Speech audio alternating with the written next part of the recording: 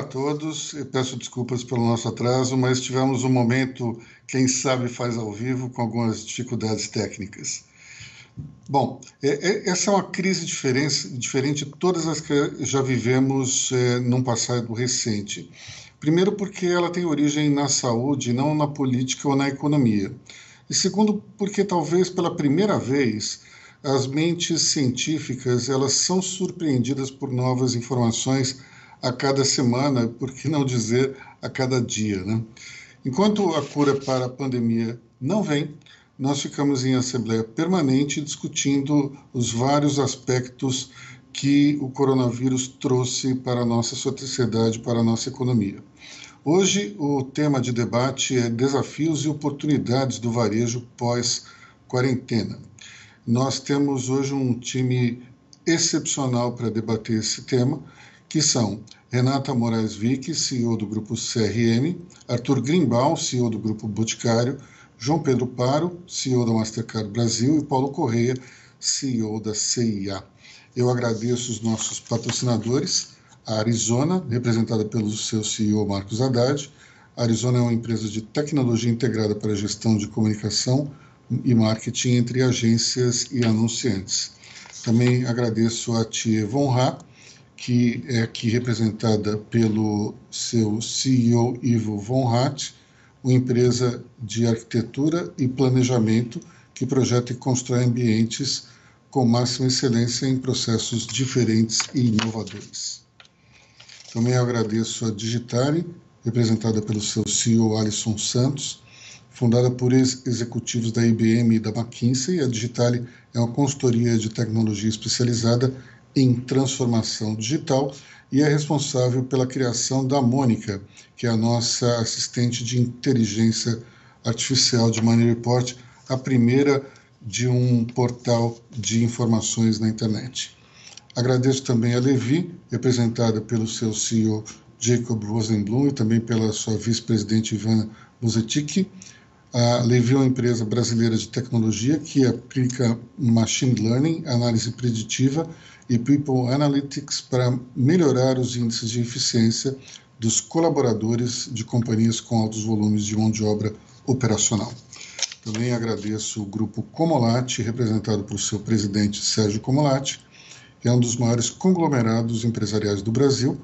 O Grupo Comolati tem quase 6 décadas de atuação no mercado nacional e atualmente integra o seu portfólio empresas da área de autopeças, administradoras imobiliárias, concessionários de veículos e também o restaurante Terraço Itália. Por fim, eu agradeço ao SAS, representado aqui pela sua vice-presidente Edinalva Costa. SAS é a maior empresa de Big Data do mundo. Por meio de soluções inovadoras, o SAS ajuda os clientes a melhorar o desempenho e tomar decisões com maior rapidez através de análise preditiva. Bom, já apresentei aqui todos os nossos patrocinadores e alguns deles vão fazer parte do nosso debate mais tarde. Então, vamos começar a conversa. A ideia é que cada um dos nossos convidados ele tenha 10 minutos para expor as suas ideias e depois nós vamos às perguntas. Eu já peço de antemão desculpas aos nossos internautas, as pessoas que estão nos assistindo aqui, porque é virtualmente impossível conseguir responder todas as perguntas que nos fazem através da ferramenta que você pode acessar logo aqui embaixo desse vídeo. Eu estou muito curioso para saber o que vocês têm a dizer para nós, os nossos debatedores, porque uma dúvida me assolou muito ao longo dessa semana que passou, por conta de uma declaração que o governador de São Paulo, João Dória, fez, dizendo que 74% da economia paulista estava funcionando.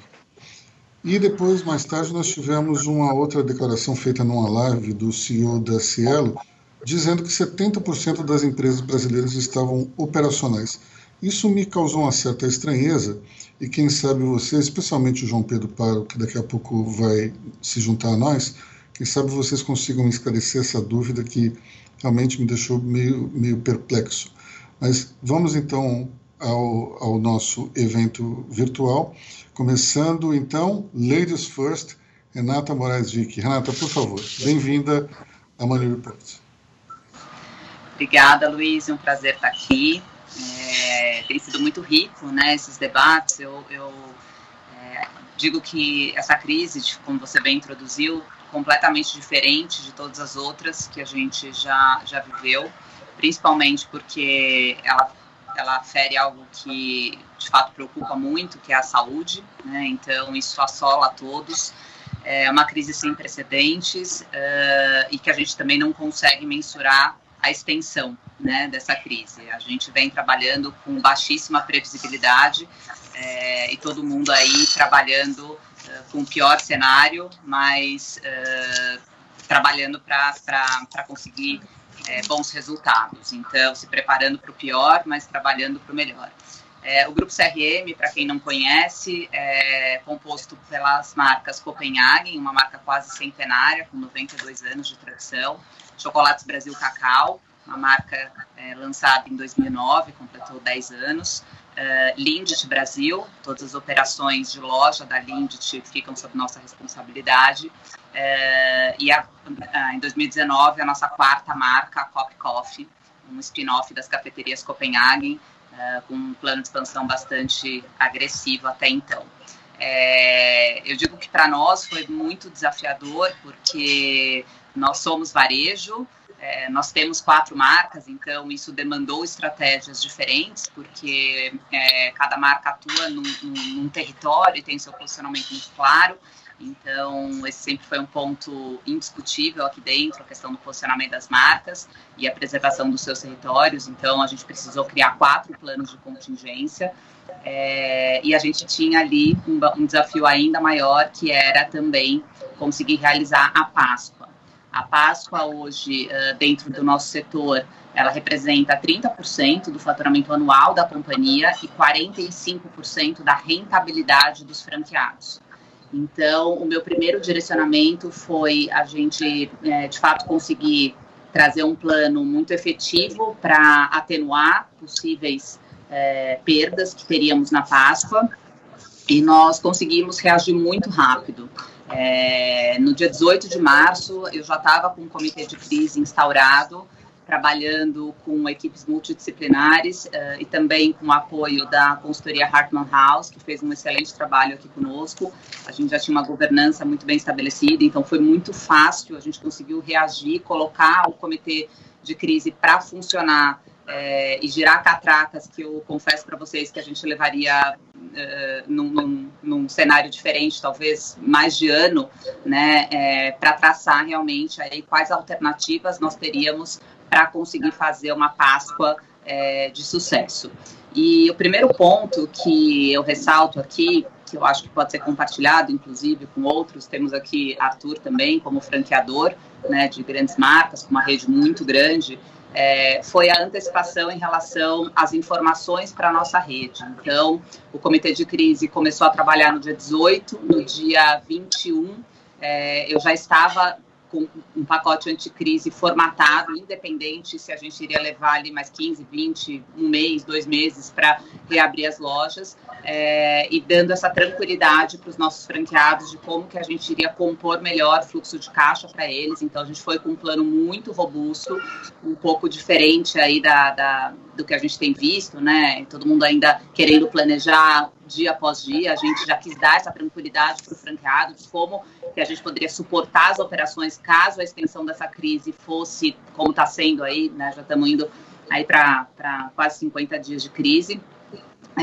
Então, a gente se antecipou, um plano bem robusto, com condições diferentes até setembro. Enfim, a gente conseguiu dar essa tranquilidade. Isso foi, diria para você assim, que providencial, porque eles conseguiram focar na venda, eles conseguiram entender nesse momento, né, como eu sempre digo aqui, a crise vai passar, pode demorar, a gente não sabe as extensões dela, né, temos que se preparar aí para um cenário um pouco mais árido, mas é o que eu digo sempre, a crise passa e as relações ficam.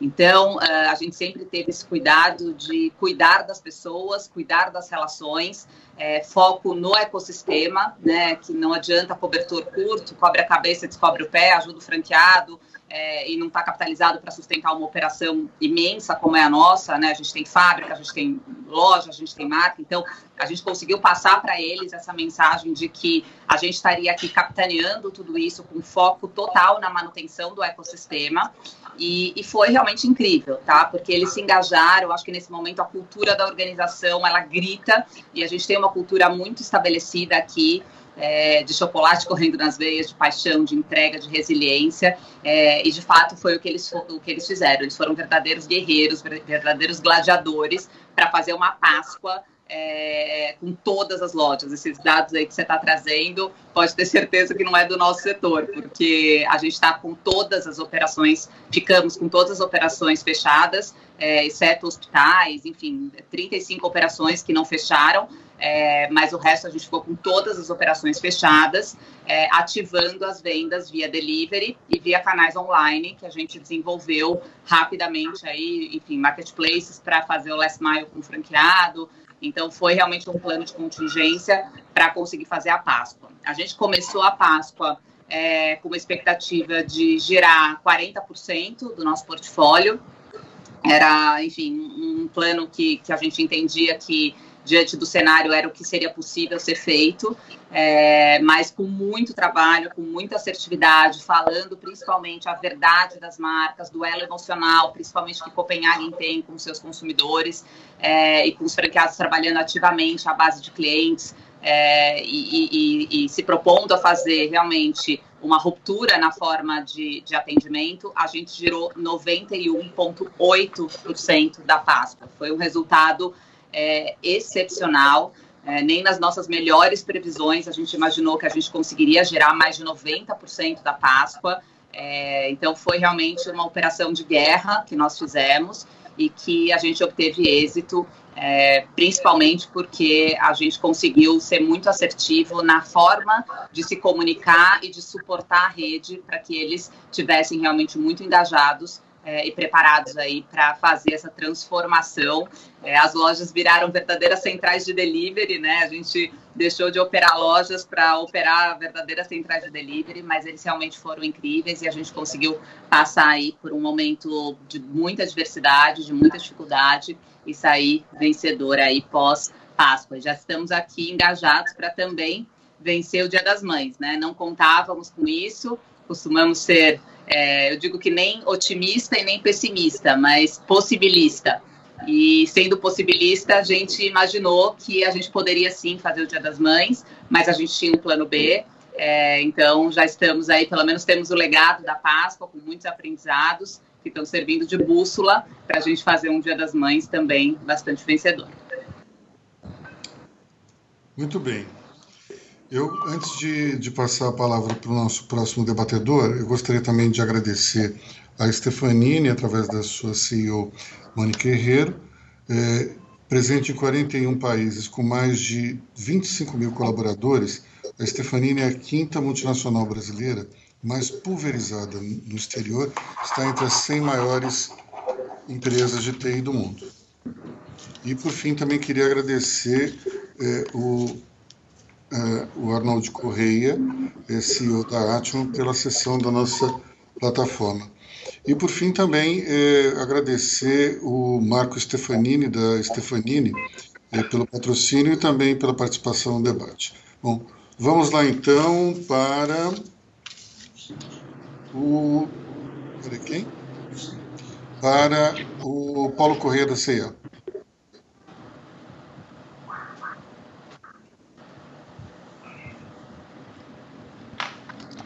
Bom, boa tarde a todos. Não sei se todos me veem. Eu achei bem provocante os números que você colocou, Luiz, porque, como a Renata falou, esse 70% não me pertence. A gente está desde o dia 20 de março com todas as nossas lojas físicas fechadas. Isso perdurou até segunda-feira, em que a gente conseguiu abrir 12 das 287 lojas. Essas 12 lojas estão localizadas principalmente no interior do estado do Rio Grande do Sul, Santa Catarina e Mato Grosso, que são estados que têm um nível de casos menor do que a média do Brasil, e por conta disso as autoridades começaram a autorizar o funcionamento do comércio nesses lugares, e a partir disso a gente começou a trabalhar. Só queria retomar lá esse momento, porque isso como todo mundo está falando, de verdade, acho que a sociedade está sendo submetida a um trauma muito forte de ficar trancada dentro de casa durante semanas, né? Isso certamente obviamente tem as implicações econômicas todas que nós todos estamos vendo e sentindo nos nossos negócios, mas eu acho que tem implicações bastante profundas no que diz respeito ao comportamento do consumidor, né? Essa dimensão de estar em casa durante tanto tempo, isso gera certamente uma outra relação com a sua própria casa, isso gera uma outra relação com a sua própria família, ou se a pessoa mora sozinha, ou com quem ela mora. Acho que isso gera outra dinâmica e certamente isso vai impactar o varejo quando ele retomar. Porque esses hábitos, essas mudanças de comportamento, elas não vão simplesmente desligar no dia D+1 que o comércio voltar a funcionar, ou que todas as operações de todos os negócios voltarem a funcionar. Acho que tem realmente marcas aí importantes no que diz respeito ao comportamento que estão se construindo. Uma dessas marcas tem exatamente a ver com a nossa única loja que esteve aberta durante esse período todo, que é a nossa loja online, né? E essa nossa loja online, a gente sempre teve uma presença bem interessante, omni, né? Toda a nossa cabeça sempre foi muito desenvolvida em conectar a nossa loja online com as nossas lojas físicas. Desde que a gente abriu a nossa loja online, já era permitido trocar na loja física, isso há anos atrás. E a gente já tinha o que a gente chama lá do Click and Collect, que respondia por mais ou menos 25% das vendas do e-com, já estava instalado, e isso foi interrompido, né, por conta exatamente das lojas fechadas. Mas o que a gente acelerou violentamente foi o que a gente chama do Ship from Store, né? Então, despachando da própria loja. Então, todas as lojas, várias das nossas lojas estão virando CDs, né? Basicamente centros de distribuição em que estão recebendo os pedidos das lojas online e estão distribuindo isso para os nossos clientes. A performance das nossas lojas online tem sido fantástica, de verdade, multiplicadora, né, eu diria. Estamos multiplicando os nossos resultados já de uma maneira muito interessante. A gente já tinha antes do lockdown um crescimento que estava mais ou menos na casa de 60%, 70%. Isso rapidamente virou 3 dígitos, e os 3 dígitos não param de avançar. Então, a gente continua avançando dentro desse mundo dos 3 dígitos.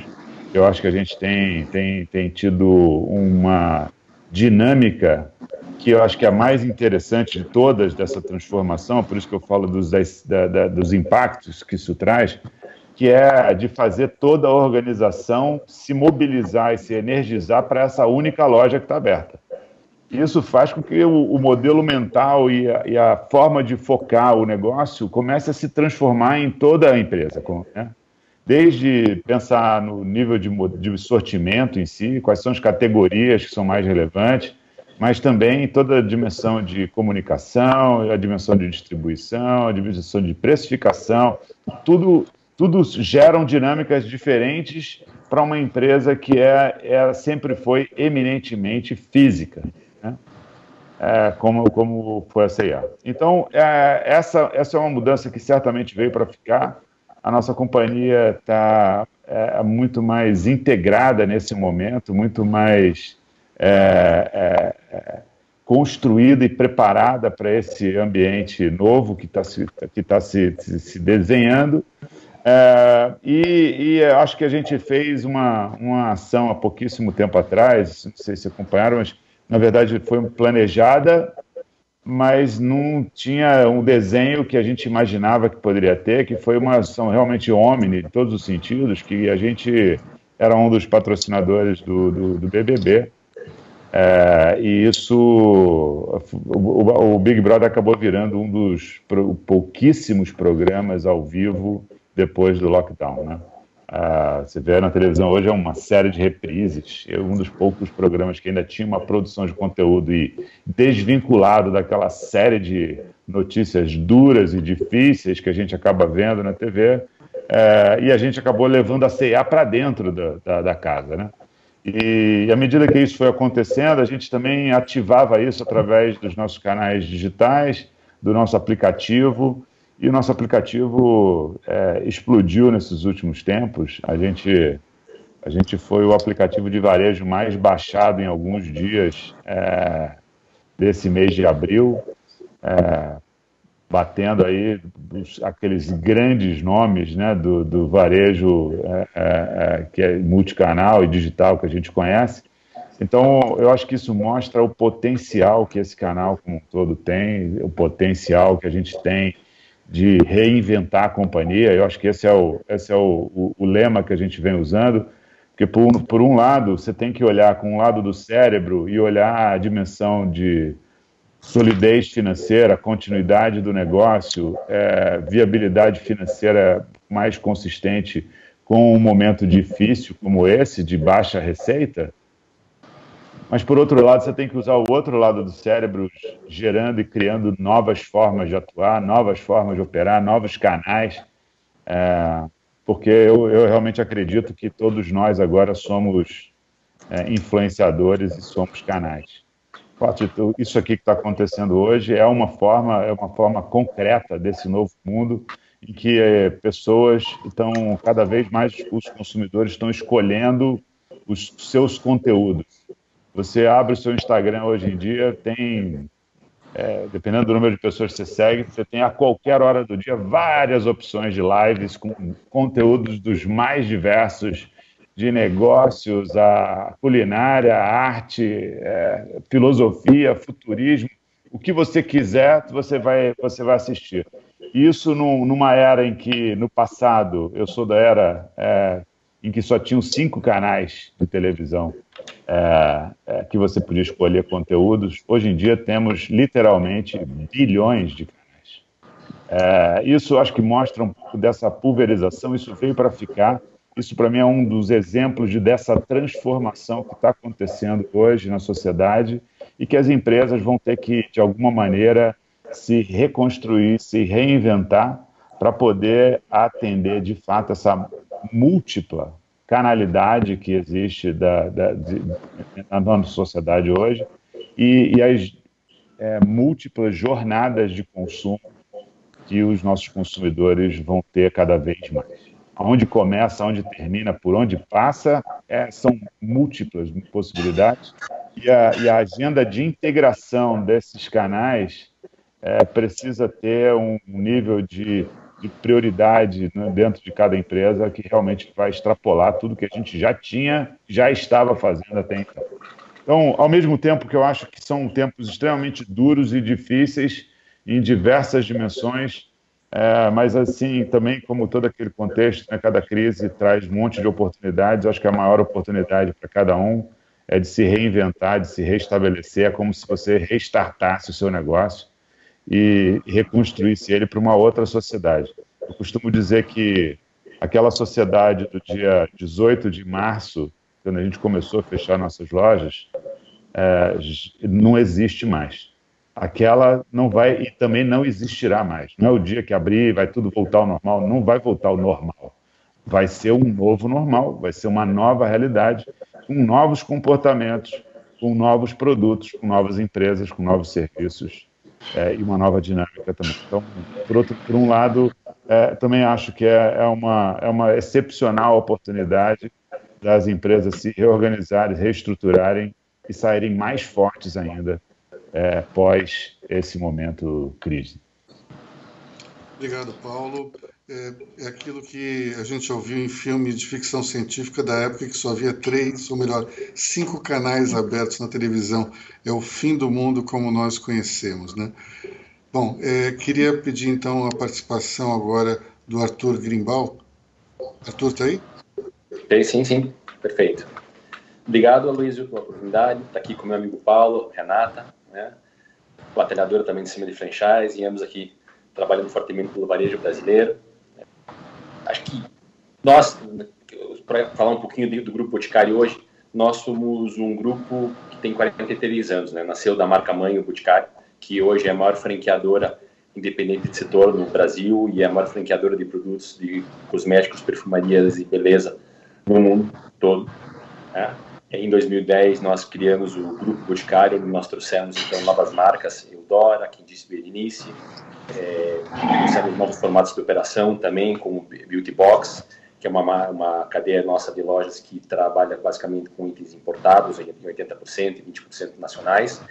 E fizemos aquisições importantes ao longo desses últimos 2 anos, também incorporando ao nosso portfólio a marca Vult, que é uma marca reconhecida de maquiagem para todas as mulheres do Brasil, e também fizemos a aquisição da Beleza na Web, né, que tornou-se um importante braço eletrônico nosso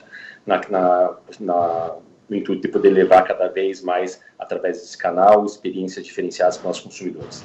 Por que eu conto isso? Porque, na verdade, mostra a complexidade que nós temos no nosso grupo e a variedade. O Paulo acabou de falar nessa multiplicidade de canais, mas é realmente isso. Nós temos muitas marcas, temos muitos canais. Eu brinco, minha vida era mono anteriormente, né? Mono site, mono marca, mono negócio, mono canal, e passou a ser multi em todos esses aspectos.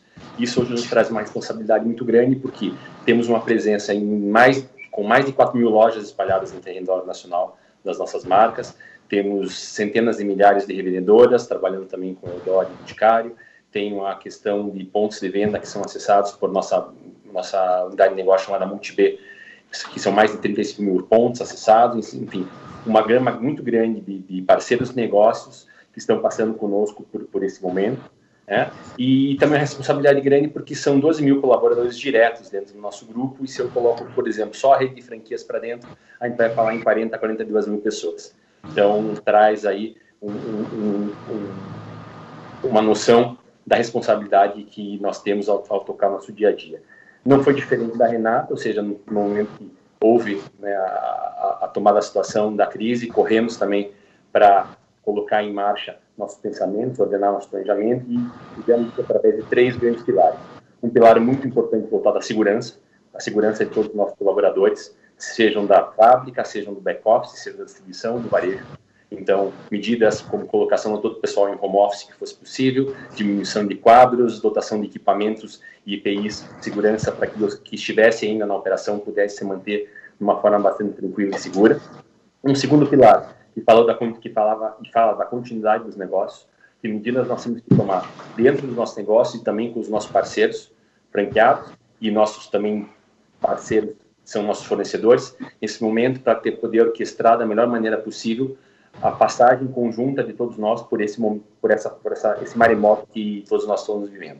E a partir disso, obviamente, fizemos várias coisas com relação à nossa rede de franquias também, e nossos parceiros estabelecendo melhores condições para que não só a gente pudesse enxergar uma questão de março e abril, como a gente está passando, mas também levando dicas, informação, a Renata falou, era um item muito importante, muita coisa desencontrada, muita informação dispersa, e nós também fizemos um trabalho bastante importante de conjugar tudo isso e poder levar os nossos parceiros de negócio para que eles se organizassem, não só do seu ponto de vista de fluxo financeiro, com o nosso apoio, mas também de todas as medidas que eles deveriam estar tomando dentro dos seus negócios para que passassem de uma maneira menos dolorida por essa fase. Isso tudo também houve um foco muito grande em dar continuidade ao atendimento dos nossos consumidores. Nós tivemos, sim, todas as nossas lojas fechadas, mas nós trabalhamos em 2 outros canais. Um canal eletrônico também, como todos aqui, que teve um crescimento expressivo durante esse período, ou seja, ele representava uma parcela pequena do nosso negócio, ele multiplicou por 3 vezes, ele tornou-se um negócio em crescimento, mas ainda comparado com os outros canais, com uma parcela muito pequena, e mantivemos a questão também da venda direta, ou seja, conseguimos fazer várias coisas dentro do nosso negócio, com a nossa rede, para que os produtos pudessem chegar às nossas revendedoras, para que elas pudessem fazer a última milha junto aos seus consumidores, ou nós, através do envio das informações delas, conseguíssemos colocar esse produto na mão dos consumidores que são delas. Isso tudo porque tem uma característica muito importante no nosso negócio, que é a questão do mix de produtos baseados em higiene proteção e segurança, como álcool gel e sabonete líquido, que eram e são fundamentais no momento para que a gente possa tentar continuar evitando, né, o alastro de todo o contágio, né? Ou seja, a melhor das maneiras são de você fazer toda essa asepsia, né, dentro do... E dentro disso, obviamente, nessa continuidade, todas as mudanças que teriam que ser feitas ou que a gente estava tratando há algum tempo, tomaram uma velocidade muito maior, né? Coisas que muitas vezes nós estávamos discutindo há muito tempo, de repente, em 2 dias, tiveram que ser resolvidas com medidas drásticas, inclusive de onde se ficaria uma unidade ou outra, acabaram ficando muitas nas casas das pessoas, né, com todo o equipamento para que elas pudessem dar continuidade aos seus trabalhos. E uma terceira frente, que foi a frente social, né, que para nós faz parte desde o nosso início, né? Nós sempre tivemos um olhar muito maior do que o nosso negócio, um olhar para a sociedade, para a contribuição, e promovemos então um redirecionamento de produção de algumas máquinas nossas para quem pudesse então dar vazão à fabricação de álcool gel para as doações que nós realizamos para órgãos públicos de saúde e também comunidades carentes. Foram mais de 216 toneladas sendo ofertadas em doações para todo o setor. Obviamente que tudo isso não nos deixa passar imune a nenhum de nós enquanto pessoa, né? Acho que tem essa questão toda, o que muda daqui para frente, acredito que muda muita coisa. Tivemos uma aceleração muito forte da entrada do comércio eletrônico e todos os itens relacionados a streaming. Todos nós tínhamos uma projeção de quanto esses canais evoluiriam ao longo dos próximos anos, e com essa crise, essa curva foi jogada para a direita, ou seja, tivemos um número muito maior de pessoas que puderam acessar os canais eletrônicos, muitas delas comprando pela primeira vez, né? Nós tivemos na primeira semana 34% de novos clientes comprando dentro do nosso site, e isso faz com que ele tenha uma experiência diferente, e essa experiência faz com que ele possa repetir no futuro, dentro das suas escolhas de canal, continuar comprando conosco através do eletrônico, né? Porque passou a barreira da segurança, não só do bom serviço, mas toda aquela neura que muitas pessoas tinham com relação à segurança do seu crédito e tudo mais. Mas o fato é que esses novos hábitos que a gente está falando vão que o João também tocou aqui, né? O Paulo, perdão, também tocou, é uma questão que vai mudar muito a nossa relação. Então imagina como vai ser o nosso comportamento social daqui para frente. Por exemplo, nós somos uma empresa que todos os dias a gente chega, a gente abraça e se beija de manhã cedo. Hoje, né, não estamos no escritório, mas quando voltar, possivelmente vamos ter que repensar muito nisso. Mesmo nossas famílias, a questão de, será que nós vamos incorporar os nossos hábitos, o modelo oriental de entrar em casa, ou seja, que todos nós vamos tirar os calçados na porta de casa para não entrar mais com o calçado contaminado para dentro de casa, ou seja, isso vai mudar muito. Então muda só não nos hábitos dos consumidores, também muito na forma das empresas trabalharem. Se eu penso no varejo, eu tenho que pensar novamente numa forma de me comunicar. Qual vai ser a forma correta de se comunicar com os consumidores? Porque, no fundo, eles também estão passando por transformações. Na sua cabeça, esse período de lockdown que estão vivenciando, tudo mais que os valores que estão sendo ressignificados, e, aliás, muitas das empresas vão ter que olhar, porque tem que entender se os seus propósitos, os valores que foram escritos, vão estar fazendo sentido nesse novo momento, né, de que nós estamos vivenciando. E isso, esses consumidores vão estar pensando, ou seja, como que eu consigo fazer isso? As formas que eu vou passar a atender, seja do atendimento nos canais, seja no atendimento físico, como todos nós aqui temos, regras para isso, formato, segurança que vai ter que ser colocada não só para os nossos colaboradores, mas também para que os consumidores possam entrar dentro das nossas lojas. Ou seja, tem uma mudança muito grande que nós vamos experimentar. Estamos tentando aprender várias coisas com os países que estão um pouco mais avançados nessas crises, né, nesse momento, mas a gente vê que é um eterno, todo dia tem um aprendizado novo disso, e tentamos nos preparar da melhor maneira para essa retomada, porque ela vai acontecer, nós não temos, né, não sabemos quando exatamente. Tem a beleza do Brasil ser um país continental, onde temos uma dimensão bastante grande e nos permite, então, ter uma atuação diferente por município, obviamente seguindo as regras estabelecidas pelos governos, pelos municípios, pelos próprios municípios, mas nós fazemos um mapa também de acompanhamento, onde levamos em consideração, né, quantidade de casos, quantidade de leitos disponíveis, ou seja, nós fazemos nosso papel, então, como empresa cidadã também, para auxiliar não só nossas unidades próprias, mas nossos parceiros de negócio, se a abertura pode ser uma alternativa ou não, isso daqui. Porque não adianta todo mundo correr. Isso daqui não pode ser uma gincana para que a gente corra para abrir as lojas e caiamos no equívoco, né, se não bem feito isso, de ter que voltar ao estágio inicial com mais severidade e ficar entrando numa dinâmica de abre e fecha. Isso vai dar uma insegurança muito grande para os times e uma insegurança muito grande para os consumidores. Obviamente que tivemos um processo interessante com categorias que foram mais buscadas dentro do nosso negócio, ou seja, num primeiro momento, obviamente, as mais voltadas à questão da segurança, higiene. Num segundo momento, categorias voltadas a uso contínuo, né, ou seja, shampoos, produtos para a pele, produtos para cabelo, e uma parte também interessante desses produtos voltada àquela questão do faça você mesmo, porque já que os prestadores de serviço não estão disponíveis para prestarem serviços de coloração, próprias manicures e tudo mais, como fazer dentro de casa. Então, houve uma busca interessante também por esse tipo de produto, onde você tem a oportunidade, a possibilidade de fazer através da sua residência, com você mesmo executando. E o último ponto é um ponto da indulgência, que começa a aparecer já em algumas discussões, ou seja, da recompensa desse momento, aonde que, graças a Deus, chocolates, perfumes e também roupas apresentam um valor econômico pequeno, mas um valor emocional bastante grande nas pessoas, na sua autoestima. Então, acho que aí pode ser alguma luz para como nós imaginamos que se dará esse processo de retomada, mas de volta, com muita segurança, com muita responsabilidade na retomada desse momento. Obrigado, Arthur. Nós, então, estamos naquele momento, quem sabe faz ao vivo, novamente.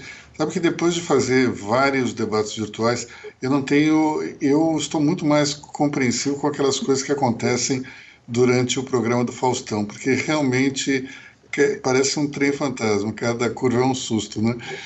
O João Pedro está tendo problemas para se conectar, então eu vou abrir para os debates. Assim que ele conseguir a conexão, a gente passa a palavra para ele. A dificuldade do João Pedro não é nossa aqui na plataforma, eu gostaria de ressaltar. Fred, você está aí na linha? Estou, Luiz, estou. Está me ouvindo? Eu, perfeitamente. Pode fazer a pergunta. Maravilha. Então, primeiramente, a nome da Adobe, eu gostaria de dizer que é uma honra para nós patrocinar esse debate. Gostaria de pegar o gancho da tecnologia, da parte da digitalização que os palestrantes enfrentaram, para fazer uma pergunta relativa ao que a gente vê no nosso mercado. Tem uma grande demanda, principalmente no setor financeiro e no setor das telcos, de o que a gente chama de Customer Data Platforms, ou seja, plataformas que permitam um entendimento do cliente de forma de verdade profunda e, de uma certa forma, é a segunda geração já de promessas digitais que a gente vem cumprindo. Gostaria de saber quanto, na opinião dos palestrantes, essa necessidade já de projetar e criar mais maturidade digital é uma coisa viva, ou se nesse momento a prioridade fundamental é o mantenimento das tecnologias clássicas e depois fazer investimentos mais ousados, vamos dizer assim, para se preparar ao novo normal, como foi comentado. Obrigado. Obrigado, Fred. Já que você falou do novo normal, vamos passar a pergunta para a pessoa que primeiro utilizou esse termo aqui dentro do debate, foi o Paulo Correia. Paulo, você gostaria de responder essa pergunta, por favor? Fred, claramente é uma outra história. Então, realmente vai ter uma demanda, está tendo uma demanda, e por novas soluções, por novos formatos, por novas formas de olhar para seja base de dados, seja base de clientes, seja interações, canais, ferramentas. O único detalhe que eu acho que também está acontecendo é que tem um senso de urgência muito alto também. Então, essas discussões, sentar na minha mesa hoje em dia para fazer uma discussão com algum fornecedor de tecnologia, que o cara fala assim, quero fazer um projeto com vocês, a gente vai fazer uma história de 1 ano, eu nem continuo a conversa. Porque, por mais que eu entenda que tem certas coisas que são transformações mais profundas, também acho que a gente tem que ter desenhos muito mais ágeis e muito mais dinâmicos para essas soluções começarem a criar o próprio fundo para poder se pagar por si só. Então, eu acho que essa dinâmica, que eu acho que o mundo das startups tem isso muito, muito intrínseco, muito profundamente, eu acho que também está chegando nas grandes empresas também. Então, eu acho que a era dos grandes projetos mastodônticos, com grandes investimentos e com demora para poder ver, de fato, o impacto, essa é uma era que eu acho que agora, com essa crise, foi decretado o fim dessa era. Então, definitivamente, a gente vai precisar de muito mais solução de tecnologia. existe uma demanda muito forte nesse momento e isso chegou para ficar. Legal. Eu vou passar agora a palavra para outro debatedor, que é o Ivo von Rath, CEO da Ativa On Health. Está ouvindo? Bom, Aloysio, posso falar? Pode, claro. Tá bom. Então, bom, primeiro, Aloysio, Cris, obrigado pela oportunidade de ouvir esses nossos amigos aqui, esses craques, Arthur, Paulo, Renato. Acho que todos vocês, como nós aqui, que vivemos mais um ambiente até de escritórios, estamos experimentando muito desse mundo digital, de fazer negócios via o e-commerce, como os escritórios também, o pessoal começa a se questionar sobre a possibilidade de ter muito mais trabalho remoto. Nosso grupo de trabalho vem pensando que nós vamos ter 2 ciclos pela frente. Um primeiro, onde nós vamos ter que conviver ainda com o vírus e, portanto, uma série de medidas preventivas e de cuidado com a saúde, na adaptação seja dos escritórios como das lojas, e depois um segundo ciclo onde todo esse impacto que nós vamos viver vai estar nos contaminando e vai fazer com que tantas empresas queiram criar novos elementos de atratividade, seja para os clientes entrarem nas lojas ou para as pessoas voltarem para os escritórios, como os próprios seja, funcionários das empresas ou os clientes de loja vão requerer alguns elementos novos nos escritórios e nas lojas. Eu queria pedir para o Arthur fazer alguma consideração sobre como é que ele vê isso na situação pós-vírus, quando surgir provavelmente a vacina por exemplo, um remédio, e aí a preocupação já não seja mais só de sobreviver com o vírus, o que vai ficar, quais seriam as transformações duradouras que vão acontecer nas lojas e nos escritórios pós-Covid. Muito bom, então vamos lá, Arthur Limbal. Bom, Ivo, prazer falar com você.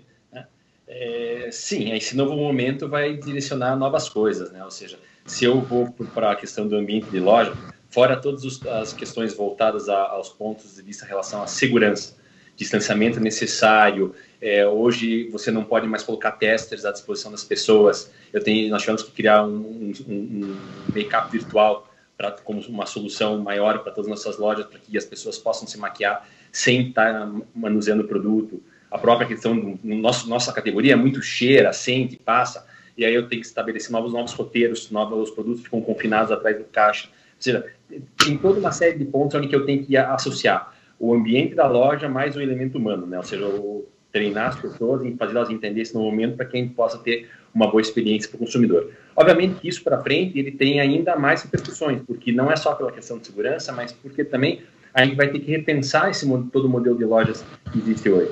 Porque há um tempo atrás eu vi uma pessoa me colocando nos Estados Unidos o seguinte: hoje eu não preciso mais sair de casa para me alimentar. E é fato, né? Ou seja, você pode pedir um delivery, alguma coisa, você pode comer, você vai atrás do ambiente.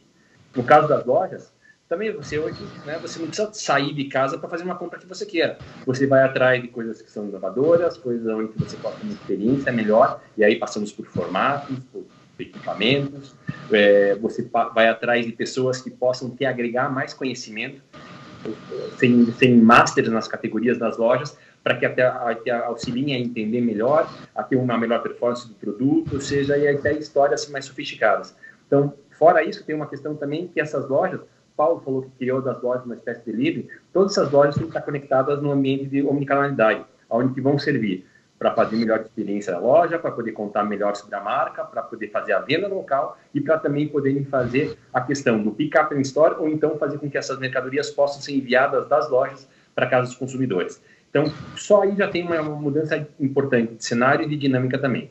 Quando eu vou para os escritórios, na largada agora a gente tem um retorno, ou seja, as empresas estão falando talvez em começo de junho, vai depender da situação, mas enfim, na data que for, você não volta com todo mundo. Você vai ter que voltar com um pedaço. Esse pedaço você vai deixar um tempo em casa, uma parte em casa, porque quem vai voltar tem que voltar com uma distância mínima também, de 1,5, 2 metros, mais os outros elementos que estão tendo que ser redesenhados nos escritórios. De volta, primeiro ponto, segurança, por isso eu trago isso daqui. Mas, de fato, os ambientes vão ter que ser mais acolhedores, porque hoje todos nós descobrimos que trabalhar de casa pode ser eficiente. E para mim, sempre foi uma questão muito forte, eu trabalhar muito próximo, olhando no olho das pessoas o tempo inteiro.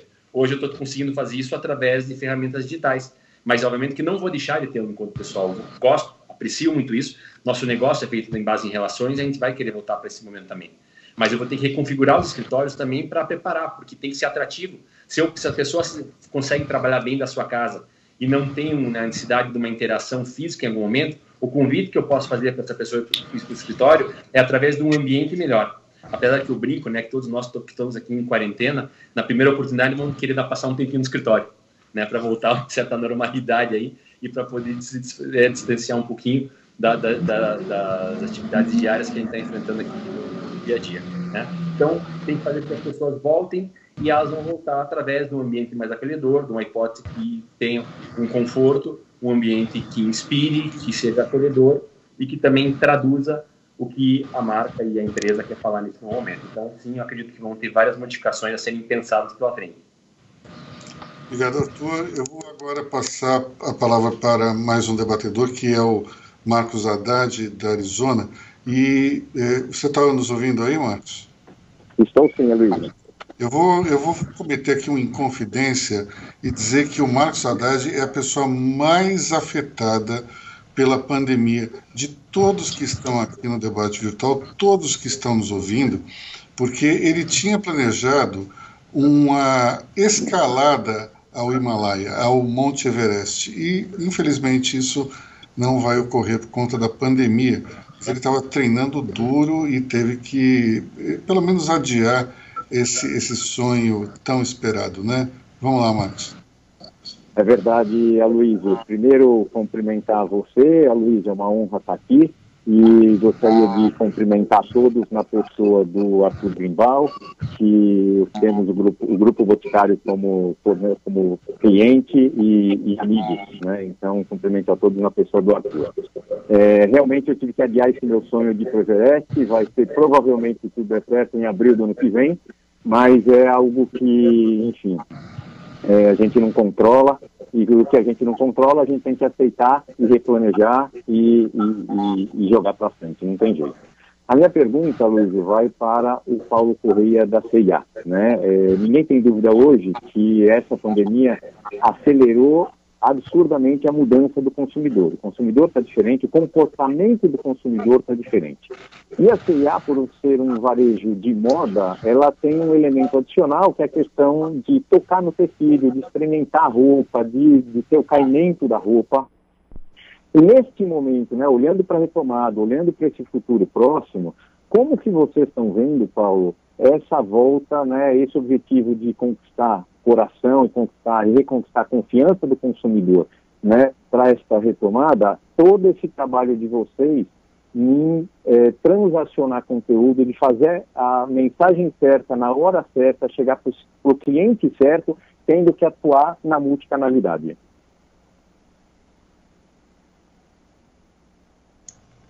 Vamos lá então, Arthur. Desculpa, Paulo. Obrigado aí pela pergunta, cara. De verdade, eu vejo a situação dessa mudança forte de comportamento acontecendo já. Obviamente, o setor de moda é um dos setores com a menor penetração no comércio online no mundo inteiro, com exceção dos Estados Unidos e Grã-Bretanha, até porque o povo saxão tem uma relação com a moda um pouco diferente dos latinos. A mulher latina, ela tem uma dimensão de vestibilidade e de sensualidade que, na média, é maior do que outros povos. Isso exige, muitas vezes, essa história do tem que vestir, tem que sentir, tem que ver como é que ficou. E isso torna também a necessidade dessa experimentação. A mudança digital, cara, ela traz esse desafio para esses produtos que exigem um nível de experimentação maior, porém, a dimensão de serviços, ela também está sendo desafiada para facilitar esse processo, né? Então, a devolução tem que ser fácil. As possibilidades de você pedir 2 ou 3 tamanhos para ver qual o tamanho que ficou melhor para você. Possibilidade de você criar serviços como se fosse mala, e manda uma quantidade de peças para o seu cliente durante um período, e aquelas que ela gostar, ela fica, aquelas que ela não gostar, ela devolve. Então, acho que tem vários outros caminhos que estão sendo estruturados por conta disso. Agora, num momento como esse, e aí por isso que eu falo da história da casa em si, o conforto passa a ser, nas peças, um elemento extremamente importante. Isso faz com que essa compra seja mais fácil online. Então, eu tenho vendido muito, por exemplo, pijamas, moletom. Então, são coisas mais folgadas, mais relax. E isso facilita esse processo também, de alguma forma. Mas eu acho que é uma jornada. A jornada física ainda será, no nosso segmento, extremamente relevante e importante, e ela vai ser substituída parcialmente pela jornada 100% digital. Muito bom. Vivendo e aprendendo, né? Eu nunca tinha ouvido o termo vestibilidade, mas ele faz total sentido dentro desse contexto. E outra coisa que me pareceu bastante interessante, Paulo, é justamente essa informação de que grandes marcas estão colocando peças à disposição das suas clientes em casa, que é uma prática de anos, feitas por pequenas comerciantes. O pessoal até chamava popularmente de sacoleiras, mas é interessante ver como as grandes corporações estão lançando mão de habilidades ou de truques de pequenos comerciantes, de startups. Isso é bastante interessante para mostrar o grau de adaptação nesse momento aí de pandemia. O Alisson da Digital já está conosco? Estou por aqui, Aloysio. Boa tarde, Aloysio querido, tudo em paz? É um prazer estar aqui com vocês. Eu agradeço em nome da Digital o convite.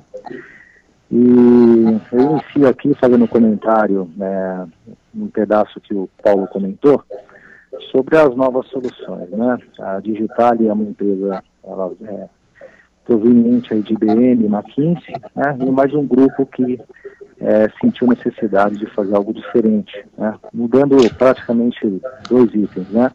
Que é a questão da proximidade e agilidade. Então, achei bastante interessante esse comentário dele, que é a realidade. As empresas hoje não esperam mais por soluções de longo prazo. E nessa linha, Luiz, eu tenho uma pergunta para a Renata. Boa tarde, Renata.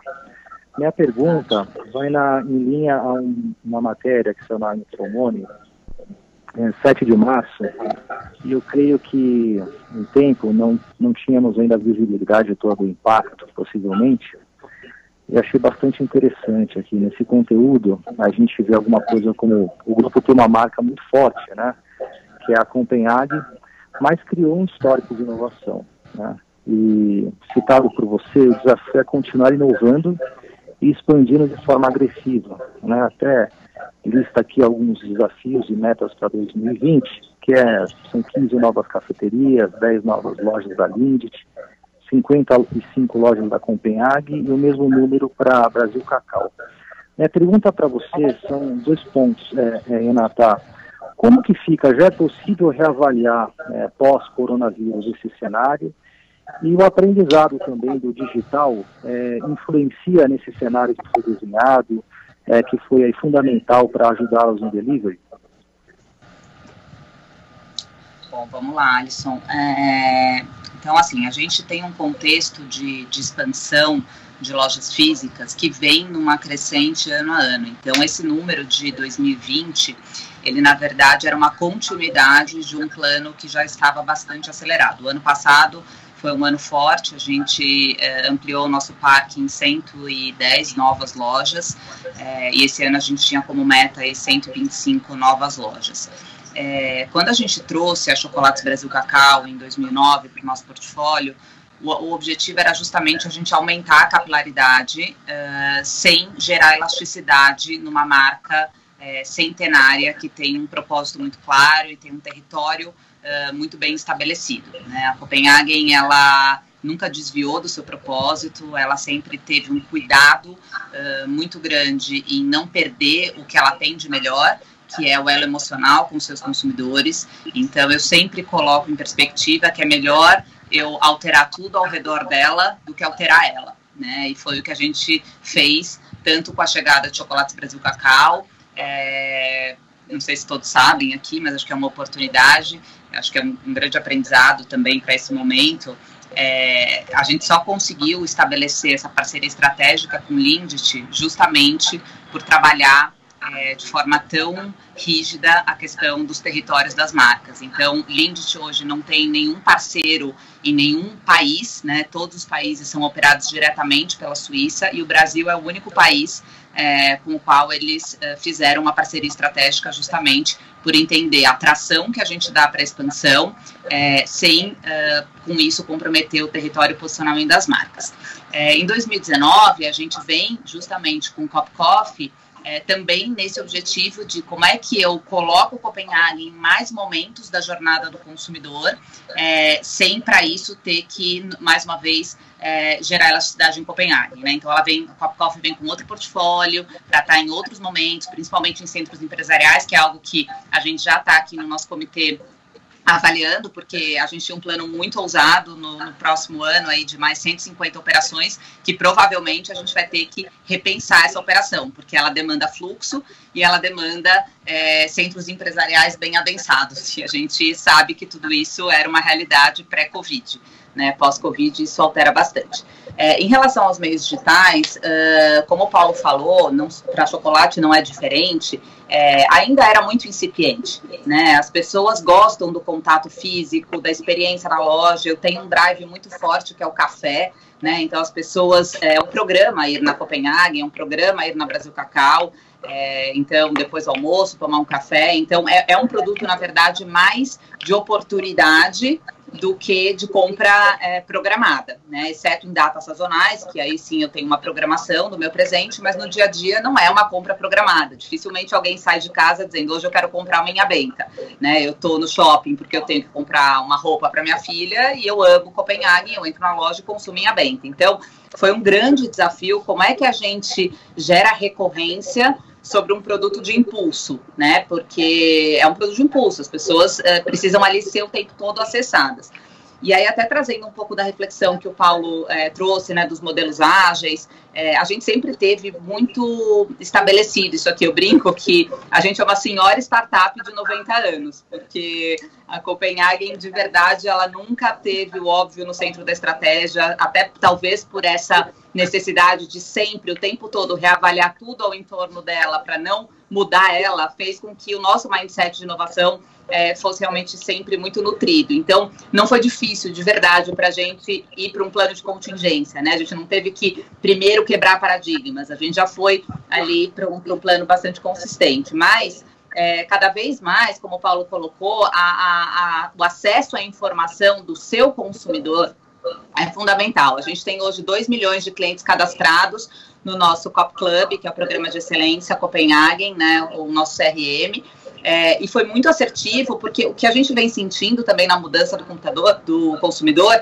é que ele quer já uma solução para o problema dele, né? Justamente porque ele hoje pode optar o que ele consome e ele quer se conectar com marcas que têm um propósito muito claro. Se você abre um catálogo muito grande de opções para ele, a conversão é muito baixa. Agora, quando você conhece aquele consumidor e você já vai com uma oferta bem dirigida, a chance de você conseguir realmente efetivar a venda é muito grande. Então, a gente vem tendo bastante êxito nesse sentido, de utilizar as vendas online como um grande aprendizado do que esse momento aí de quarentena, que tem um aumento no consumo de chocolate, né? Na quarentena as pessoas ficam mais em casa e querem esse momento de indulgência, como o Arthur também bem colocou, a indulgência permitida, a indulgência acessível. É um produto, uma grife de chocolates, é um chocolate que tem um reais por quilo mais alto, mas o desembolso, né, não é alto, então é um luxo permitido aí durante a quarentena.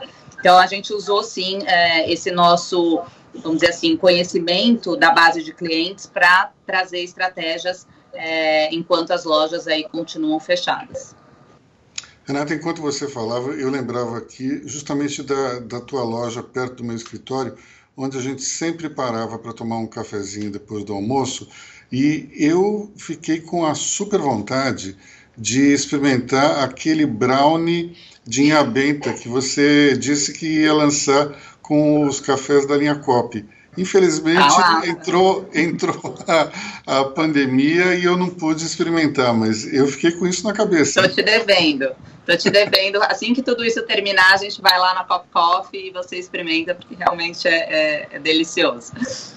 Bom, eu vou agora chamar o Marco Stefanini, CEO global da Stefanini, para fazer a sua intervenção. Marco, você está ouvindo a gente? Eu estou ouvindo, sim. Vocês estão me ouvindo? Perfeitamente. Então tá bom. Boa tarde aí, Aloysio, né, Arthur, Paulo e Renata aí pela brilhante explanação. Eu queria comentar o seguinte, né, várias pessoas vocês também bateram nessa tecla. Hoje eu estava com a presidente do BMG e eu também tenho usado esse termo, tipo, 3 anos em 3 meses, eu gosto de falar. A presidente do BMG falou 1 ano e 4 semanas e assim por diante, né. Então, dessa mudança drástica em direção ao modelo digital, né? Se a gente avaliar friamente, as tecnologias estavam aí, de certa maneira, o que está sendo alavancado, né? O que tem de novidade, claro, é o senso de urgência que o Paulo citou, é a questão da necessidade, claro, é a mãe de todas as soluções, não é?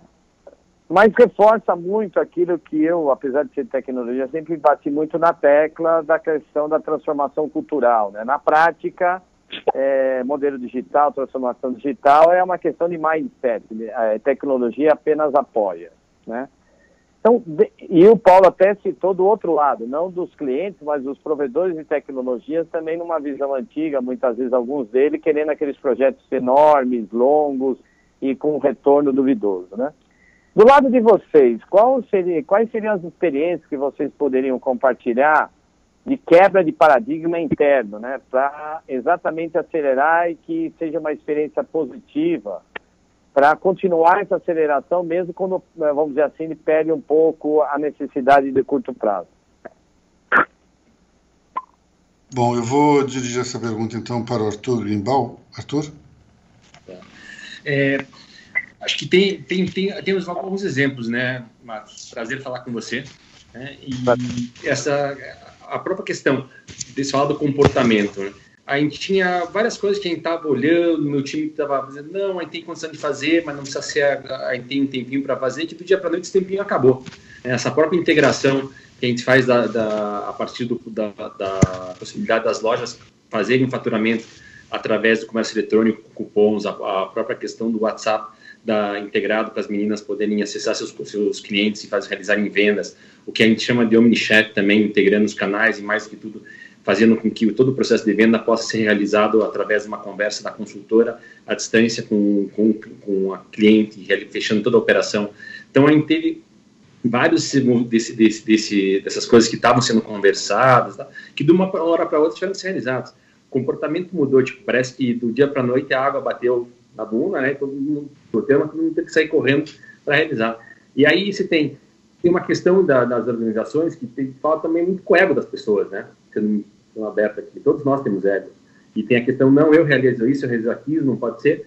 E na hora que bateu, todo mundo se deu a mão e vamos lá e vamos fazer acontecer. Então, como eu tenho, por exemplo, 2 marcas que trabalham com canal de venda direta, eu tinha muitas vezes alguma concorrência entre elas na utilização de serviços internos, com tecnologia e tudo mais, que naquele momento, dada o startup da Sacri, todas as barreiras caíram, né? Ou seja, passaram a compartilhar os times, passaram a ver a composição de solução conjunta, né? E ganhamos muito mais tração e velocidade, porque tem uma parte importante de digitalização de todo o canal de linha direta, que é um desafio bastante grande. Então, aí é que passaram a unir esforços de uma maneira sobremaneira para conseguir passar por isso.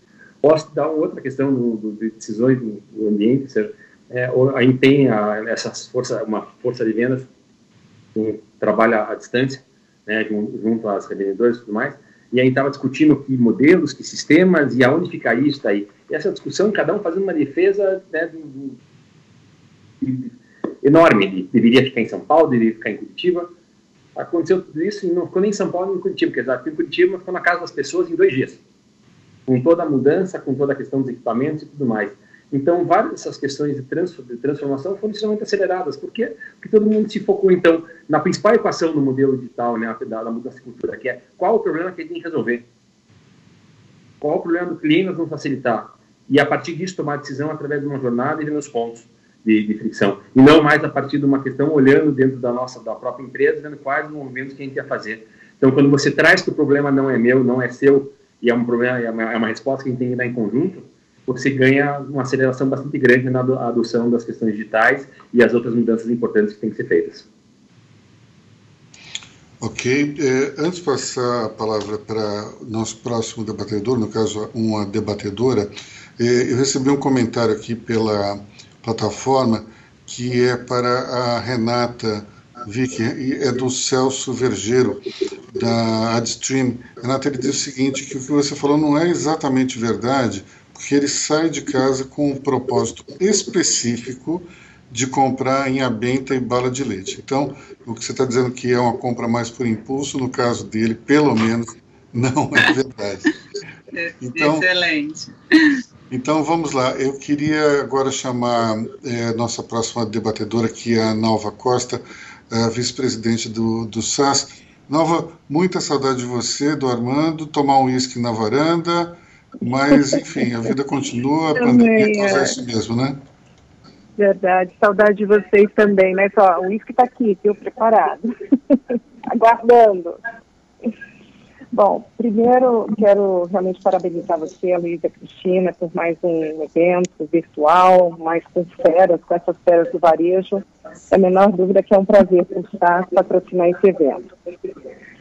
Bom, falamos muito sobre novo normal, customer experience, a Renata falou um pouco sobre apoio aos franqueados, o Paulo e o Arthur sobre logística, mas aí me faz pensar, como será, ou melhor, como vocês estão se preparando, como vocês estão estruturando sua estratégia financeira, sua análise de cenários para possíveis reorganizações, reduções de custo, talvez até possíveis demissões. Para quem você quer dirigir a tua pergunta, Nalva? Vou para o Paulo.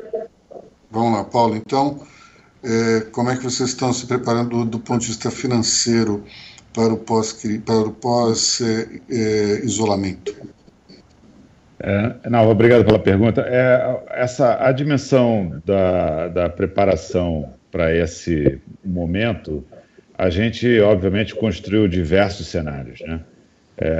O fato é que, por mais que a gente fale, se discuta muito o dia que vai voltar, vai reabrir as lojas, esse não é o dia D. O dia D é o dia que o consumidor vai se sentir seguro para ir às lojas físicas. E isso pode levar muitos meses. Considerando essa dimensão e considerando também a dimensão em que a gente está buscando novas fontes de receita, novos formatos de faturamento, novos formatos de construção, de relacionamento com o consumidor, isso gera um cenário um pouco mais duro, né, principalmente em 2020, e isso, obviamente, gera, da nossa parte, um olhar muito realista para a dimensão de despesas.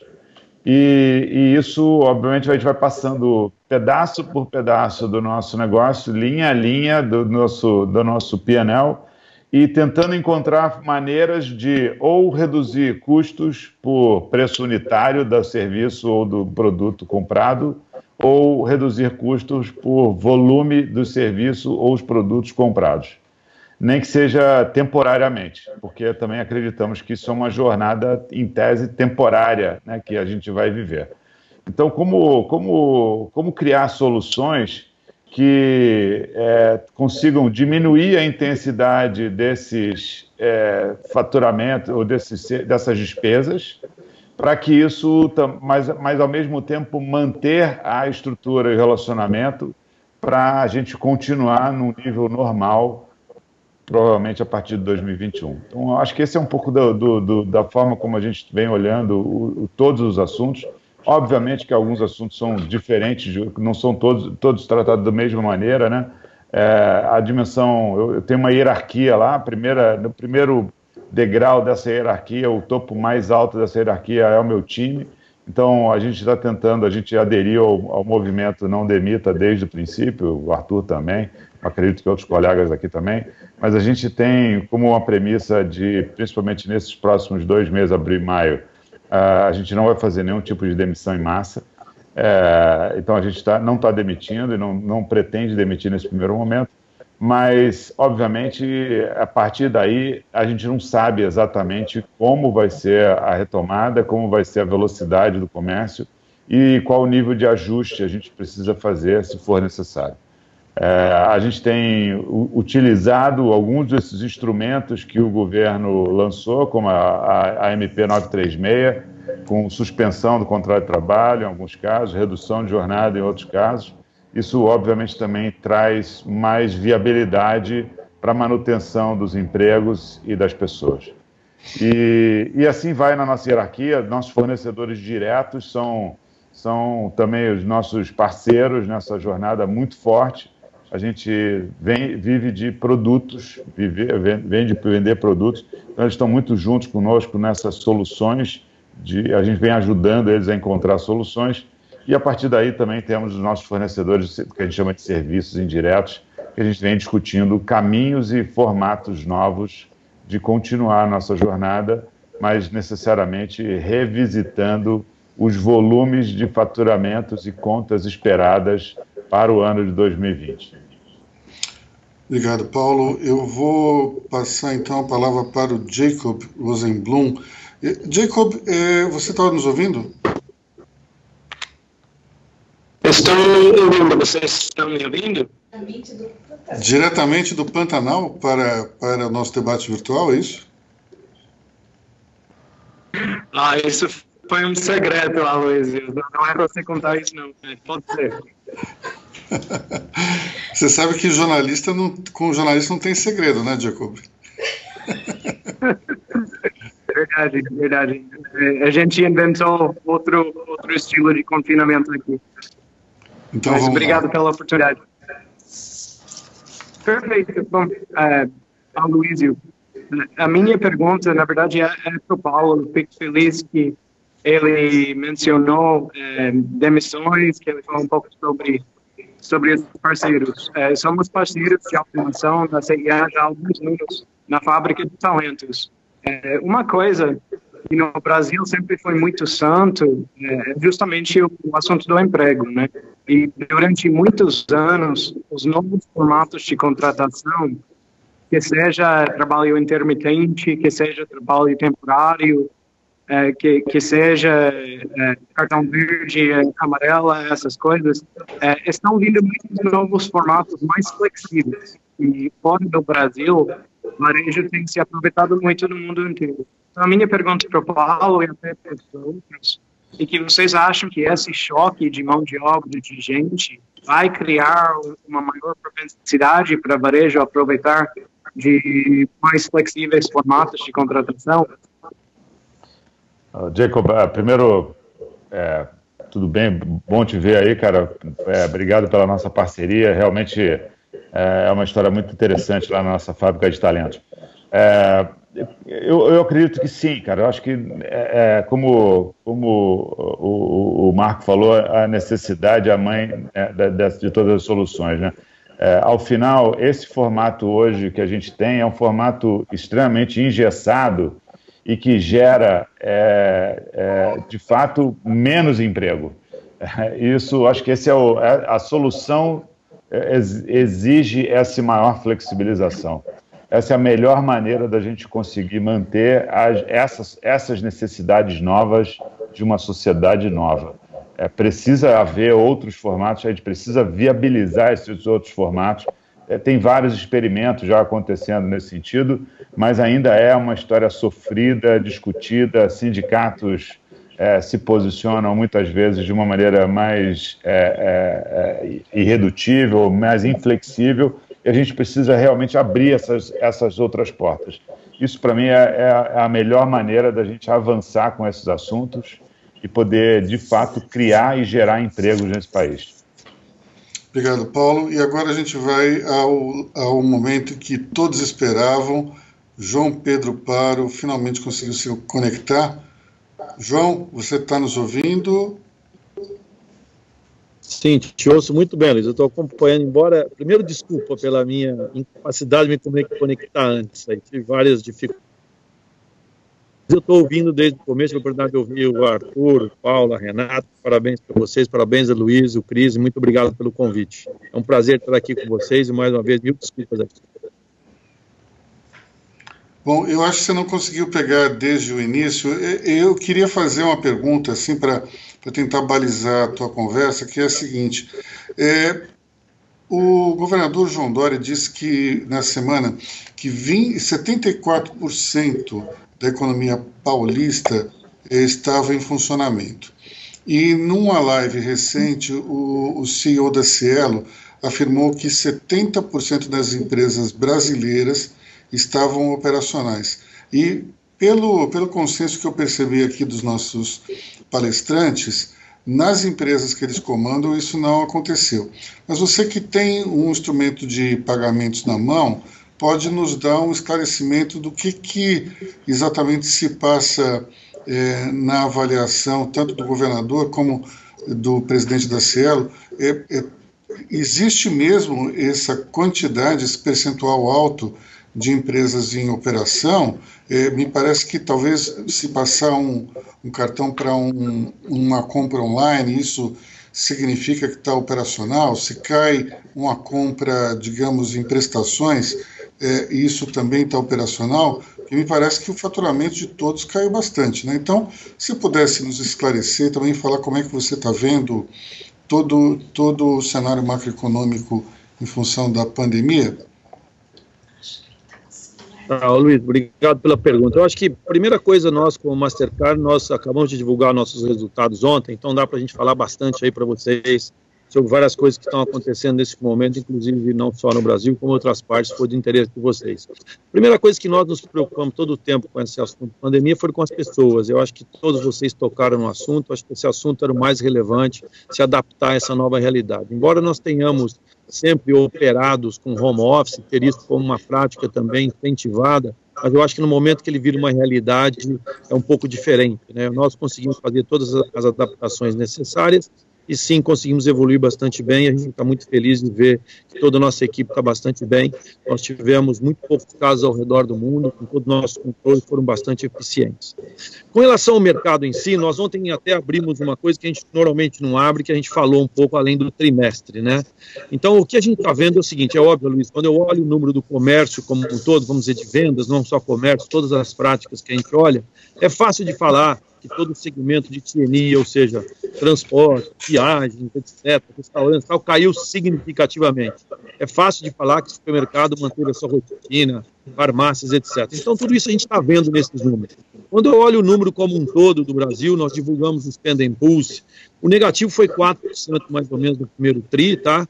A gente sentiu que houve uma queda violenta lá para mais ou menos no dia 15 de março, o número foi para lá para baixo, a gente comentou ontem nos números, a Mastercard comentou coisa de 30%, 40% como um todo. Esse número vem recuperando. Quando eu observo o número hoje, a gente vê o número com uma queda muito pequena, um single dígito pequeno já. Ou seja, nós já estamos chegando perto de números, vamos dizer, não negativos. Não vamos dizer que a gente está crescendo, não negativos. Então a gente imagina que esse trimestre vai ser um trimestre muito sacrificado, né? Vai ser um trimestre que com certeza é difícil você imaginar algum cenário diferente de baixo para todo mundo, e ao mesmo tempo talvez a gente tem discussões aí de quando vai ser a recuperação, é muito difícil a gente falar sobre isso. Olhando para dentro dos números, a gente vê que muitas das empresas, daí o comentário eventualmente de Cielo e João Dória, muitas das empresas encontraram forma de vender.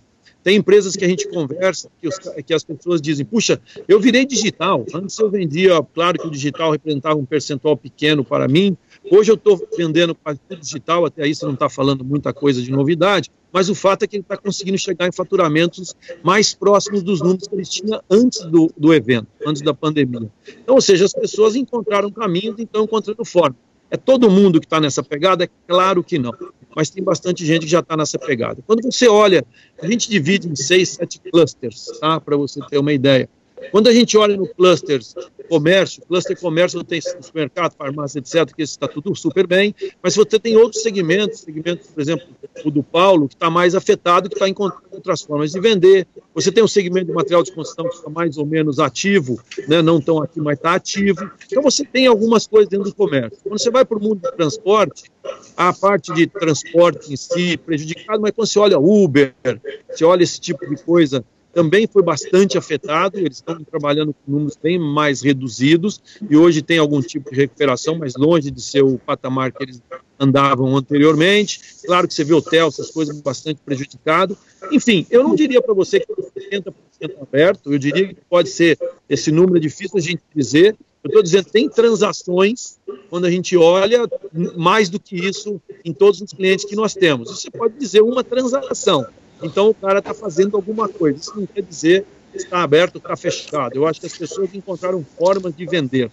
Eu acho que isso é o que daria para a gente comentar para vocês. E outros, eu acho que quando a gente também observa, a Mastercard falou isso ontem ao redor do mundo, mesmo nas recuperações, as recuperações não são fortes, elas são lentas. Então se discute o tal do V, do W cheio de perninhas, tem essas discussões todas, fazem parte do contexto de hoje, mas a gente não vê nenhum lugar com grandes recuperações.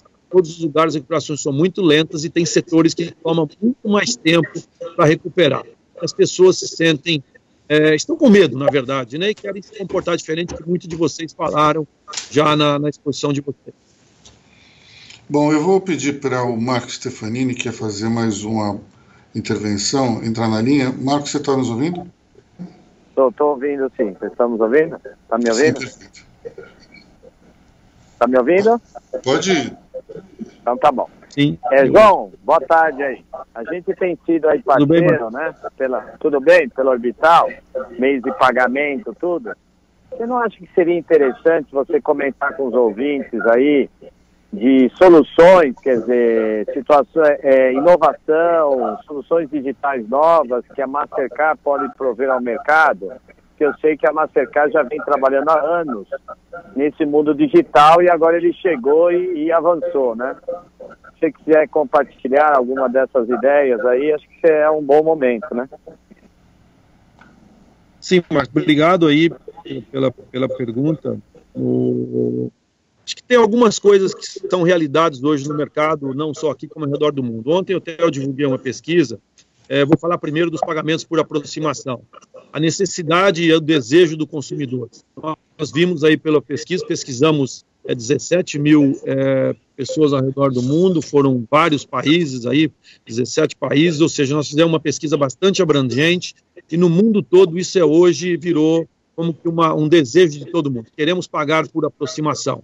Isso era uma agenda que nós já tínhamos, o Brasil está bastante preparado para isso, os emissores estão agora emitindo seus plásticos e nós colocando seus devices disponíveis, nós estamos nessa agenda vem ganhando um corpo, e quando eu olho para essas transações, falar que elas estão crescendo, é óbvio, elas têm uma base muito pequena, e hoje a gente vê um crescimento muito grande. Os consumidores nos disseram, depois que eu aderi a essa forma, eu não quero voltar para o anterior, o que é muito bom para nós, que ganha mais adesão. Então, isso é um dos movimentos importantes. Nós estamos puxando um aumento do valor mínimo. O Brasil tem um valor de R$50, tem países do mundo que estão trabalhando com $200, $100, tem todo tipo de valor. A gente acha que o Brasil dá para subir um pouco esse valor. É uma discussão, obviamente, com todos os emissores, para a gente poder colocar esse pagamento de uma forma mais abrangente no Brasil. E é óbvio que esse pagamento é um pagamento que tem menos atrito. Você usa menos contato com as diferentes formas de pagar, o que gera um maior conforto para o consumidor, daí essa percepção. Então, isso é uma agenda nossa. A outra agenda, que é a agenda importante, essa agenda que a gente chama de digital, que, na verdade, nós queremos transformar todos os pagamentos em pagamentos com a mesma experiência. Se você paga com o seu cartão físico, no mundo físico, se você paga no mundo virtual. Ou seja, tanto faz um e-commerce, num aplicativo, as diferentes formas de pagamento que nós temos a oferecer, essas diferentes formas, elas entraram e vieram para ficar. O que nós estamos hoje fortemente empenhados é fazer com que toda a tecnologia esteja colocada à disposição de todos os senhores. E nós estamos vendo isso como uma realidade. Por isso que eu comentei anteriormente a vocês que muitas empresas se transformaram em digital de um dia para o outro, com toda a segurança e conveniência necessária. Tem várias discussões técnicas, todas elas já foram passadas, e hoje a gente está numa condição muito melhor de oferecer esses mecanismos todos, que todos vocês já usam, e serem intensificados. O consumidor está aprendendo cada vez mais e ele é um usuário cada vez mais ativo dessas ferramentas, o que deixa a gente bastante bem tranquilo com relação a isso. Estamos agora trabalhando também com todo mundo de facilitar os problemas que existem nos pagamentos virtuais. Vocês vão entender bem os problemas de disputa, né? O pagamento que teve algum problema, que tem que ser disputado. Nós trouxemos várias tecnologias para facilitar ainda mais esse processo, para trazer uma beleza maior para o nosso universo. Outra coisa que nós fizemos, nós melhoramos a parte de escoragem, uma coisa muito melhor também, que facilita a vida. Então tem todo esse lado de transformar as coisas numa coisa melhor. Depois nós estamos discutindo dados, onde a gente está vendo uma maior aplicação. Todos vocês estão tendo que desenvolver novos modelos, novos negócios, novas formas de fazer seus mecanismos de venda a serem acionados, e nós estamos participando de várias discussões com vários clientes, onde a gente consegue gerar novas modelagens, novas formas. Os dados que nós temos, os dados de vocês, geramos dados maiores e mais capacitados a encontrar melhores soluções. Esse trabalho tem ganho um escopo enorme, uma velocidade enorme, porque todos nós estamos procurando conhecer melhor as informações, e como a gente tem todas as transações passam por nós, a gente consegue ver tudo isso. Claro que eu não tenho informação de cliente algum, eu sempre comento isso, o Arthur me escuta sempre falar isso, você mesmo, Mark, me escuta sempre falar isso. Eu conheço só dado, eu só tenho número, eu não tenho informação nenhuma de ninguém, e vocês têm informação das pessoas. Eu acho que juntos nós conseguimos fazer uma coisa muito mais forte. Então, quando eu olho para esses três universos, a Mastercard está feito um trabalho muito forte, está bastante avançado nos sistemas, e aqui no Brasil, para vocês terem uma ideia, os pagamentos por não presenciais, que a gente chama de cartão não presente, no dado do ano passado ele já estava em 33% sobre o total, que é um número expressivo, e se eu tirar fora a pandemia, quando tirar o crescimento normal, ele já estaria próximo de 40% hoje, considerando os efeitos da não normalidade do mercado, né? O que mostra que esse pagamento veio para ficar. Então, o mundo digital é fundamental. Então, tanto a preocupação do Marcos, de vocês comentaram, outras formas de venda. Gente, não tem outro caminho agora. Infelizmente, esse caminho está claro, está disponível. Eu acho que a gente tem que tomar cuidado para fazer ele bem feito, porque assim gera menos problema e menos dificuldade para o nosso consumidor, que é a nossa grande preocupação com relação a tudo. João, antes da gente encerrar, eu queria te fazer uma pergunta, que é o seguinte. Você falou que então o faturamento diário está quase igual ao que era antes, e agora disse que a participação antes do meio de pagamento era de 33%, foi para 40%.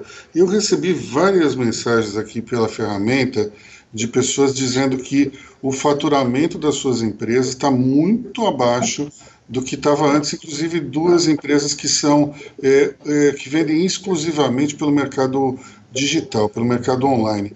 Então, eu queria que você explicasse melhor isso, porque eu acho que o nosso público não entendeu direito. Afinal de contas, esse faturamento que está chegando perto do que era o normal, não será um reflexo de que vocês aumentaram a participação do cartão dentro da totalidade de meios de pagamento? Olha, Luiz, tem duas coisas aqui para falar. Primeiro, não é voltando ao normal, crescendo zero, vamos dizer assim, né? Então, lembra que nós crescemos a 20%. Então, se eu crescer zero, eu já estou diminuindo 20%, concorda?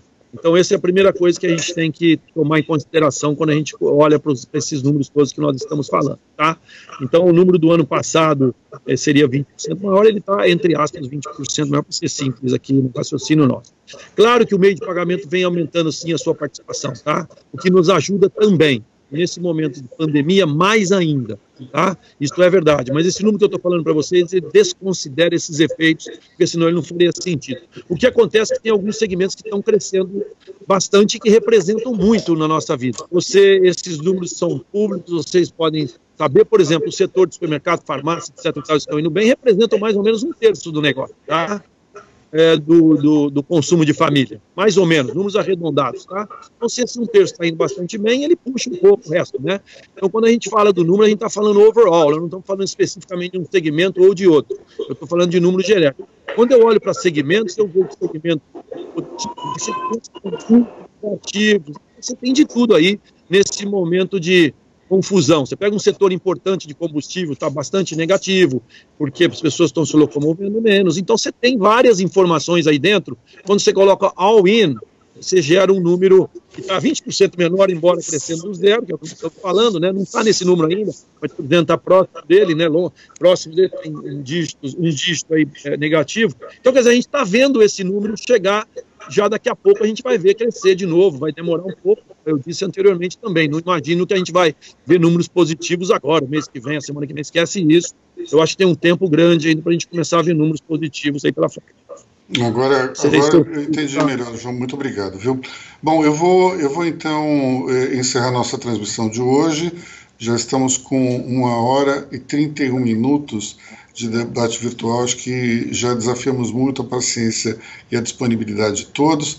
Antes de mais nada, agradecer aos nossos debatedores, Renata Moraes Vick, CEO do Grupo CRM, Arthur Grimbal, CEO do Grupo Boticário, João Pedro Paro, CEO do Mastercard Brasil, Paulo Corrêa, CEO da CIA, e também os nossos patrocinadores, Dobe, Arizona, Ativa Honrado, Grupo Comolate, Digitale, Levi, SAS, Stefanini e, finalmente, agradecendo Arnold Corrêa, da Atmo Digital, pela sessão da nossa plataforma. Eu agradeço muito a vocês que também nos assistiram até agora e voltaremos com o nosso debate virtual na semana que vem, segunda-feira. Deixa eu chamar a Cris, que ela que sabe da agenda. Segunda-feira, 18h30, e em breve divulgamos para vocês o tema e maiores detalhes. Bom feriado, bom fim de semana a todos. Tchau, pessoal.